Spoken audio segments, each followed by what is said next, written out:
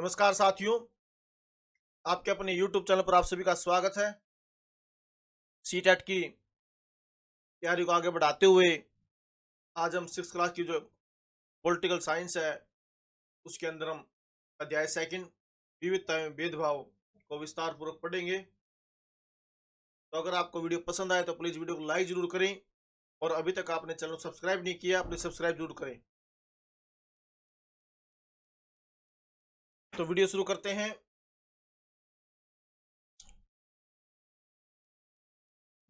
हम क्या हैं और हम कैसे हैं यह कई चीजों पर निर्भर करता है। हम कैसे रहते हैं, कौन सी भाषाएं बोलते हैं, क्या खाते हैं, क्या पहनते हैं, कौन से खेल खेलते हैं और कौन से उत्सव मनाते हैं, इन सब पर हमारे रहने की जगह के भूगोल और उसके इतिहास का असर पड़ता है। अगर आप संक्षेप में ही निम्नलिखित बिंदुओं पर ध्यान दिए तो यह अंदाजा लग जाएगा कि भारत कितनी विविधता वाला देश है, कि भाई यहाँ कितने प्रकार की विविधताएं पाई जाती है हमारे देश के अंदर। संसार में 8 मुख्य धर्म है। कितने धर्म बताए गए हैं संसार में? 8।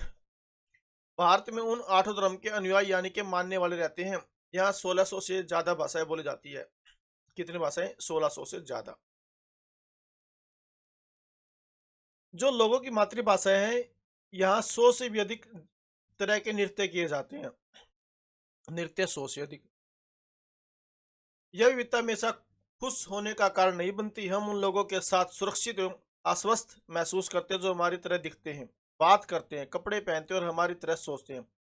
कभी कभी जब हम ऐसे लोगों से मिलते हैं जो हमसे बहुत भिन्न होते हैं तो हमें वे बहुत अजीब और अपरिचित लग सकते हैं। कई बार हम समझ नहीं पाते या जान नहीं पाते कि वे हमसे अलग क्यों हैं। लोग अपने से अलग दिखने वालों के बारे में खास तरह की राय बना लेते हैं। पूर्वाग्रह दिया गया। उन कथनों को देखिए जो आपको ग्रामीण एवं शहरी लोगों के बारे में सही लगे। जिन कथनों से आप सहमत हैं उन पर निशान लगाइए। क्या आपके दिमाग में ग्रामीण या शहरी लोगों को किसी भी प्रकार के पूर्वाग्रह, क्या दूसरे लोगों के दिमाग में भी ये पूर्वाग्रह है? लोगों के दिमाग में ये पूर्वाग्रह क्या होते हैं? जिन पूर्वाग्रहों को आपने अपने आसपास महसूस किया उनकी एक सूची बनाई। ये पूर्वाग्रह लोगों के व्यवहार को कैसे प्रभावित करते हैं, ये नीचे कुछ चीजें दी गई है। उसके बाद है कि इनमें से कुछ कथन ग्रामीण लोगों को अज्ञानी की तरह देखते हैं, जबकि शहर में रहने लोगों को आलसी और सिर्फ पैसे से सरोकार रखने वालों की तरह देखते हैं। जब हम किसी के बारे में पहले से ही कोई राय बना लेते हैं तो उसे हम अपने दिमाग में बिठा लेते हैं, तो वह पूर्वाग्रह का रूप ले लेती है। यानी कि जब हम किसी के बारे में पहले से एक रूपरेखा तैयार कर लेते हैं कि वो वैसा है, ऐसा है, तो उसे हम क्या कहते हैं? पूर्वाग्रह। ज्यादातर यह राय नकारात्मक होती है, जैसे कि कथनों में दिया गया है कि लोगों को आलसी या कंजूस मानना भी पूर्वाग्रह है। जब हम यह सोचने लगते हैं कि किसी काम को करने का कोई तरीका भी ही सही, सबसे अच्छा और सही है, तो हम अक्सर दूसरों की इज्जत नहीं कर पाते जो उसी काम को दूसरी तरह से करना पसंद करते हैं। उदाहरण के लिए, अगर हम सोचेंगे अंग्रेजी सबसे अच्छी भाषा और दूसरी भाषाएं महत्वपूर्ण नहीं है, तो हम ये अन्य भाषाओं को बहुत नकारात्मक रूप से देखेंगे। परिणाम स्वरूप हम उन लोगों की शायद इज्जत नहीं कर पाएंगे जो अंग्रेजी के अलावा अन्य भाषाएं बोलते हैं। हम कई चीजों के बारे में पूर्वाग्रही हो सकते हैं। लोगों के धार्मिक विश्वास, उनकी चमड़ी का रंग, जिस क्षेत्र से वे आते हैं, जिस तरह से वे बोलते हैं, जैसे कपड़े वे पहनते हैं इत्यादि। अक्सर दूसरों के बारे में बनाए गए हमारे पूर्वाग्रह इतने पक्के होते हैं कि हम उनसे दोस्ती नहीं करना चाहते। इस वजह से कई बार हमारा व्यवहार ऐसा होता है कि हम उन्हें दुख पहुंचा देते हैं। लड़के और लड़की में भेदभाव। समाज में लड़के और लड़कियों में कई तरह के भेदभाव किए जाते हैं। हम सभी इस भेदभाव से परिचित हैं। एक लड़का या लड़की होने का अर्थ क्या है? आप में से कई लोग कहेंगे कि हम लड़के या लड़की की तरह जन्म लेते हैं या तो ऐसे ही होते हैं। इनमें सोचने वाली क्या बात है? आइए देखिए कि क्या सच्चाई सही है। नीचे दिए गए हैं। नीचे दिए गए कथनों की सूची में से तालिका को भरिए, अपने उत्तर कारण की चर्चा कीजिए। लोग तरह तरह की बातें करते हैं। ये ऊपर के चित्रों से दिया गया कि नीचे देखते हैं। अगर हम इन कथन को ले कि वे रोते नहीं, तो आप देखेंगे कि यह गुण आमतौर पर लड़कों या पुरुषों के साथ जोड़ा जाता है। बचपन में जब लड़कों को गिर जाने पर चोट लग जाती है तो माता पिता व परिवार के अन्य सदस्य अक्सर यह कहकर चुप कराते हैं कि रो मत, तुम तो लड़के हो। लड़के बहादुर होते हैं, रोते नहीं। जैसे जैसे बच्चे बड़े हो जाते हैं, यह विश्वास करने लगते हैं कि ये लड़के तो रोते नहीं है। यहाँ तक कि अगर किसी लड़के को रोना आए भी तो वह अपने आप को रोक लेता है। लड़का यह मानता है कि रोना कमजोरी की निशानी है। हालांकि लड़कों और लड़कियों दोनों का कभी कभी रोने का मन करता है, खासकर जब उन्हें गुस्सा आए या दर्द हो। लेकिन बड़े होने के तक लड़के सीख जाते हैं या अपने को सिखा लेते हैं कि रोना नहीं। अगर एक बड़ा लड़का रोए तो उसे लगता है कि दूसरे उसे चिढ़ाएंगे या उसका मजाक बनाएंगे, इसलिए वह दूसरों के सामने रोने से अपने आप को रोक लेता है। हम लगातार ये सुनते रहते हैं कि लड़के ऐसे होते हैं और लड़कियां ऐसी होती है। समाज की इन मान्यताओं को हम बिना सोच समझे मान लेते हैं। हम विश्वास कर लेते हैं कि हमारा व्यवहार इनके अनुसार ही होना चाहिए। हम सभी लड़कों और लड़कियों को उसी छवि के अनुरूप देखना चाहते हैं। रूढ़िबद्ध धारणाएं बनाना। जब हम सभी लोगों को एक ही छवि में बांध देते हैं या उनके बारे में पक्की धारणा बना लेते हैं तो उसे कहते हैं रूढ़िबद्ध धारणा। वे जब हम सभी लोगों को एक ही छवि में बांध देते हैं और उनके बारे में पक्की धारणा बना लेते हैं तो उसे क्या कहते हैं? रूढ़िबद्ध धारणा कहते हैं। कई बार हम किसी खास देश, धर्म, लिंग के होने के कारण किसी को कंजूस, अपराधी या बेवकूफ ठहराते हैं। ऐसा दरअसल उनके बारे में मन में एक पक्की धारणा बना लेने के कारण होता है। हर देश, धर्म आदि में हमें कंजूस, अपराधी, बेवकूफ लोग मिल ही जाते हैं, सिर्फ इसलिए कि कुछ लोग इस समूह में वैसे हैं। पूरे समूह के बारे में ऐसी राय बनाना वाजिब नहीं है। इस प्रकार की धारणा हमें प्रत्येक इंसान को एक अनोखे और अलग व्यक्ति की तरह देखने से रोक देती है। हम नहीं देख पाते कि उस व्यक्ति के अपने कुछ खास गुण और अक्षमताएं हैं जो दूसरों से अलग हैं। रूढ़िबद्ध धारणाएं बड़ी संख्या में लोगों को एक ही प्रकार के खांचे में जड़ देती है। जैसे माना जाता था कि हवाई जहाज उड़ाने का काम लड़कियां नहीं कर सकती। इन धारणाओं का असर हम सब पर पड़ता है। कई बार यह धारणाएं हमें ऐसे काम करने से रोकती है जिनको करने की काबिलियत शायद हम में हो। असमानता में भेदभाव। भेदभाव तब होता है जब लोग पूर्वाग्रहों या रूढ़िबद्ध धारणाओं के आधार पर व्यवहार करते हैं। अगर आप लोगों को नीचा दिखाने के लिए कुछ करते हैं, अगर आप उन्हें कुछ गतिविधियों में भाग लेने से रोकते हैं, किसी खास नौकरी को करने से रोकते हैं, किसी मोहल्ले में रहने नहीं देते, एक ही कुएं या हैंडपंप से पानी नहीं लेने देते और दूसरों द्वारा इस्तेमाल किए जा रहे कप या गिलास में चाय नहीं पीने देते, तो इसका मतलब है कि आप उनके साथ भेदभाव कर रहे हैं। भेदभाव कई कारणों से हो सकता है। आप याद रखिए पिछले पाठ में समीर एक और समीर दो एक दूसरे से बहुत भिन्न थे। उदाहरण के लिए उनका धर्म अलग था। यह विविधता एक पहलू है, पर यह भेदभाव का कारण नहीं बन सकता। ऐसा तब होता जब लोग अपने से भिन्न प्रथाओं और रिवाजों को निम्न कोटि का मानते हैं। दो समीरों में एक और अंतर उनकी आर्थिक पृष्ठभूमि का था। समीर दो गरीब। तो यहाँ कुछ दिए गए हैं।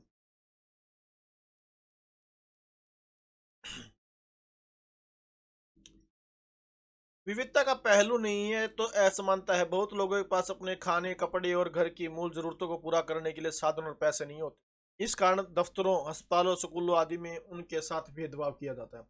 कुछ लोगों को विविधता और असमानता पर आधारित दोनों ही तरह के भेदभाव का सामना करना पड़ता है। एक तो इस कारण कि वे उस समुदाय के सदस्य हैं जिनकी संस्कृति को मूल्यवान नहीं माना जाता। ऊपर से यदि वे गरीब है और उनके पास अपनी जरूरतों को पूरा करने के लिए साधन नहीं है तो इस आधार पर भी भेदभाव किया जाता है। इसे दोहरे भेदभाव का सामना कई जनजातीय लोगों, धार्मिक समूह और खास क्षेत्र के लोगों को करना पड़ता है। भेदभाव का सामना करने पर अपनी आजीविका चलाने के लिए लोग अलग अलग तरह के काम करते हैं, जैसे पढ़ाना, बर्तन बनाना, मछली पकड़ना, बढ़ईगिरी, खेती, बुनाई इत्यादि। लेकिन कुछ कामों को दूसरे के मुकाबले अधिक महत्वपूर्ण माना जाता है। सफाई करना, कपड़े धोना, बाल काटना, कचरा उठाना जैसे कामों को समाज में कम महत्व का माना जाता है। इसलिए जो लोग इन कामों को करते हैं उनको गंदा और अपवित्र माना जाता है। यह जाति व्यवस्था का एक बड़ा ही महत्वपूर्ण पहलू। जाति व्यवस्था में लोगों के समूहों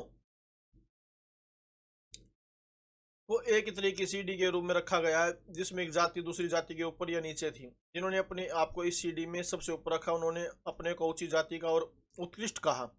जिन समूहों को इस सीढ़ी में नीचे रखा गया उनको अछूत और अयोग्य कहा गया है। दलित वह शब्द है जो नीचे कही जाने वाली जाति के लोग अपनी पहचान के रूप में इस्तेमाल करते हैं। वे इस शब्द को अछूत से ज्यादा पसंद करते हैं। दलित का मतलब जिन्हें दबाया गया, कुचला गया। दलितों के अनुसार यह शब्द दर्शाता है कि कैसे सामाजिक पूर्वाग्रह और भेदभाव ने दलित लोगों को दबा कर रखा है। सरकार ऐसे लोगों को अनुसूचित जाति के वर्ग में रखती है। जाति प्रथा के नियम एकदम निश्चित थे। इन अछूतों को दिए गए काम के अलावा और कोई काम करने की इजाजत नहीं थी। उदाहरण के लिए कुछ समूह को सिर्फ कचरा उठाने और मरे हुए जानवरों गांव से हटाने की इजाजत थी। उन्हें ऊंची जाति के लोगों के घर में घुसने, गांव के कुएं से पानी लेने और यहाँ तक कि मंदिर में घुसने की इजाजत नहीं थी। उनके बच्चे दूसरी जाति के बच्चों के साथ स्कूल में बैठ नहीं सकते थे। इस तरह ऊंची जाति के लोगों को जो अधिकार हासिल था उससे उन्होंने तथाकथित अछूतों को वंचित रखा। अगले पृष्ठभूमि पर हम यह देखेंगे कि कैसे भारत की एक मशहूर हस्ती को भेदभाव का सामना करना पड़ा था। यह भाग हमें यह समझने में मदद करेगा कि कैसे जाति के तहत बहुत बड़ी संख्या में लोग भेदभाव के शिकार हुए। भारत के एक महान नेता डॉक्टर भीमराव अंबेडकर ने जाति व्यवस्था पर आधारित भेदभाव के अनुभवों के बारे में लिखा। यह अनुभव उनको 1901 में हुआ था, जब वे केवल 9 साल के थे। वे महाराष्ट्र में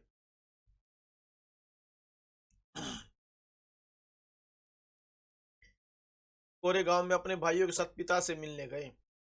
बड़ी देर हमने इंतजार किया पर कोई नहीं आया। 1 घंटा बीत गया तो स्टेशन मास्टर पूछने गए। उन्होंने हमसे हमारे टिकट मांगे तो हमने दिखा दिए। उन्होंने पूछा कि हम वहाँ क्यों रुके हुए थे। हमने बताया कि हमें कोरेगांव जाना था और हम पिताजी या उनके नौकर के आने का इंतजार कर रहे थे, लेकिन दोनों में से कोई भी नहीं पहुंचा पाया था और हमें पता नहीं था कि कोरेगांव कैसे पहुंचते। हमने बहुत अच्छे कपड़े पहन रखे थे। हमारे कपड़ों और बोली से कोई नहीं अंदाजा लगा सकता था कि हम अछूतों के बच्चे थे। निश्चय इस स्टेशन मास्टर को यह लगा कि हम ब्राह्मण बच्चे हैं और वे हमारी मुश्किल को देखकर बड़े परेशान हुए, जैसा कि हिंदुओं में होता ही है। स्टेशन मास्टर हमसे पूछा कि हम कौन है। बिना एक पल भी हमें सोचे हुए मुंह से निकल गया कि हम महार हैं। मुंबई प्रांत में महार समुदाय को अछूता माना जाता है। उनको एकदम से धक्का लगा। वे भौचक्के रह गए। उनके चेहरे पर अचानक परिवर्तन हुआ। हमने देख लिया कि एक अजीब सी घृणा की भावना उन पर हावी हो गई थी। उन्होंने जैसे ही मेरा जवाब सुना, वे अपने कमरे में वापस चले गए और हम वहीं के वहीं खड़े रह गए। 15-20 मिनट बीत गए। सूरज बिल्कुल छिप सा गया था। पिताजी आए नहीं थे और न ही उनका नौकर, और अब स्टेशन मास्टर भी हमें छोड़कर चले गए थे। हम काफी घबराए हुए थे। यात्रा के शुरू में जो खुशी और उत्साह की भावना थी, उसकी जगह अत्यधिक उदासी ने ले ली थी। आधे घंटे बाद स्टेशन मास्टर लौट कर आए तो पूछा कि हम क्या करने की सोच रहे हैं। हमने कहा कि अगर हमें किराए पर एक बैलगाड़ी मिल जाती तो हम कोरेगांव जा सकते थे। अगर कोरेगांव ज्यादा दूर नहीं हो तो हम फौरन निकलना चाहते थे। वहां किराए पर कई बैलगाड़ियां चल रही थी। लेकिन मैंने स्टेशन मास्टर को जो जवाब दिया था कि हम हार है, उसका पता सबको चल गया था। कोई भी गाड़ीवान अछूत वर्ग की सवारी को लेकर जाकर अपने आप को गंदा और नीचा नहीं बनाना चाहता था। हम दुगना किराया देने को तैयार थे, पर हमें एहसास हुआ कि बात पैसे से नहीं बन सकती थी। स्टेशन मास्टर जो हमारे लिए गाड़ी वालों से मोल तोल कर रहे थे, चुपचाप खड़े हो गए। समझ नहीं आ रहा था कि क्या करें।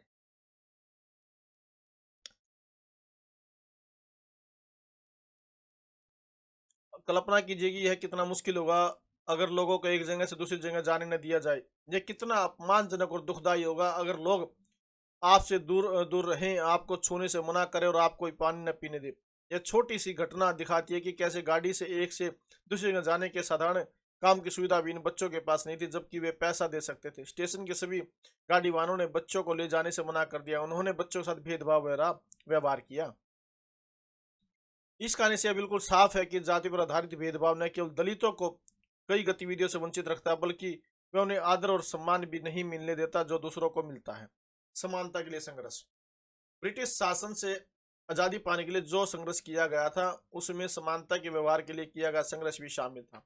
दलितों, औरतों, जनजातीय लोगों और किसानों ने अपने जीवन में जिस गैर बराबरी का अनुभव किया, उसके खिलाफ उन्होंने लड़ाई लड़ी। जैसे कि पहले भी बात हुई, बहुत सारे दलितों ने संगठित होकर मंदिर में प्रवेश पाने के लिए संघर्ष किया। महिलाओं ने मांग की कि जैसे पुरुषों के पास शिक्षा का अधिकार है, वैसे उन्हें भी अधिकार मिले। किसानों और दलितों ने अपने आप को जमींदारों और उनकी ऊंची ब्याज की दर से छुटकारा दिलाने के लिए संघर्ष किया। 1947 में भारत जब आजाद हुआ, एक राष्ट्र बना, तो हमारे नेताओं ने समाज में व्याप्त कई तरह की असमानताओं पर विचार किया। संविधान को लिखने वाले लोग भी इस बात से अवगत थे कि हमारे समाज में कैसे भेदभाव किया जाता है और लोगों ने उसके खिलाफ किस तरह संघर्ष किया। कई नेता इन लड़ाइयों के हिस्सा थे, जैसे डॉक्टर अंबेडकर। इसलिए नेताओं ने संविधान में ऐसी दृष्टि और लक्ष्य रखा जिससे भारत में सभी लोगों को बराबर माना जाए। समानता को एक अहम मूल्य की तरह माना गया है और जो हम सभी को एक भारतीय के रूप में जोड़ती है। प्रत्येक व्यक्ति को समान अधिकार और समान अवसर प्राप्त है। ऐसे परिस्थिति यानी छुआछूत को अपराध की तरह देखा जाता है और इसे कानूनी रूप से खत्म कर दिया गया। लोग अपनी पसंद का काम चुनने के लिए बिल्कुल आजाद है। नौकरियां भी सभी लोगों के लिए खुली गई। इन सब के अलावा संविधान ने सरकार पर यह विशेष जिम्मेदारी डाली थी कि अब वह गरीबों और मुख्य धारा से अलग अलग पड़ गए समुदाय को इस समानता के अधिकार के फायदे दिलवाने के लिए विशेष कदम उठाए। संविधान के लेखकों ने यह भी कहा कि विविधता की इज्जत करना, उसे मूल्यवान मानना समानता सुनिश्चित करने में बहुत ही महत्वपूर्ण कारक। उन्होंने ये महसूस किया कि लोगों को अपने धर्म का पालन करने, अपनी भाषा बोलने, अपने त्योहार मनाने और अपने आप को खुले रूप में अभिव्यक्त करने की आज़ादी होनी चाहिए। उन्होंने कहा कि कोई एक भाषा, धर्म या त्योहार सबके लिए अनिवार्य नहीं बनना चाहिए। उन्होंने जोर दिया कि सरकार सभी धर्मों को बराबर मानेगी।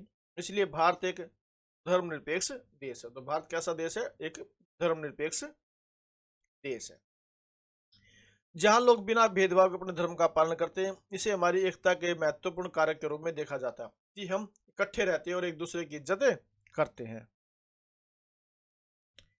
हमारे संविधान में इन विचारों पर जोर दिया गया है, पर यह पाठ इसी बात को उठाता है कि असमानता आज भी मौजूद है। समानता वह मूल्य है जिसके लिए हमें निरंतर संघर्ष करते रहना होगा।